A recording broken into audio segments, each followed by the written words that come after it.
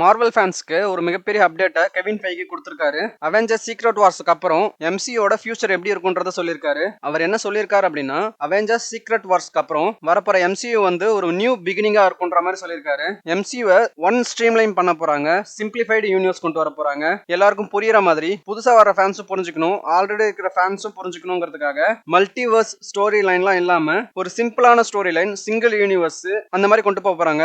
நிறைய standalone movies கொண்டு வர போறாங்களாம். மார்வல் இதுக்கப்புறம் என்டர் ஆக போறது மியூட்டன்ஸ் ஆகா, எக்ஸ்மேன் அண்ட் அதர் மியூட்டன்ஸ் வந்து எம்சியோட பர்மனன்ட் ஆக போறாங்க, ஒரு பர்மனன்ட் பார்ட் ஆக போறாங்க. ரூமர் படி பார்த்தா ஜீன் கிரேவும் அவங்களோட என்ட்ரியை சீக்கிரமே எம்சியோல கொடுக்க போறாங்க. அந்த கேரக்டர் பிளே பண்ண போறது சேடி சிங் தான். அது மட்டும் இல்லாம கெவின் ஃபைகி அடுத்து 2042 வரைக்கும் எம்சியூக்கு ஒரு பிளான் வச்சிருக்கிறதா சொல்லியிருக்காரு. இந்த பிளான் படி பார்த்தா இப்போ ரிலீஸ் ஆன வர மாதிரி டிவி ஷோஸ் அதிகமா அந்த பிளான்ல இல்ல. டிவி ஷோஸ் ரொம்ப கம்மி பண்ணிட்டு ஸ்டாண்டலோன் மூவிஸ் அதிகமா பண்ணிருக்காங்க. இப்போ அடுத்து வரப்போற 2 பெரிய படங்கள் Spiderman brand new day and Avengers Doomsday. இது ரெண்டுமே மிகப்பெரிய எதிர்பார்ப்புல இருக்கு. இது ரெண்டும் கண்டிப்பா செம மேசிவ் ஹிட் ஆகும். ஸோ எம்சியோட ஃபியூச்சர் இப்போ வரைக்கும் பாத்தீங்கன்னா பிரைட்டா தான் இருக்கு. சீக்ரெட் வார்ஸ்க்கு அப்புறம் அதை எப்படி கொண்டு போக போறாங்க அப்படிங்கிறது தான் விஷயமே. இதை பத்தி நீங்க என்ன நினைக்கிறீங்கன்றத கமெண்ட்ல சொல்லுங்க. தேங்க்யூ.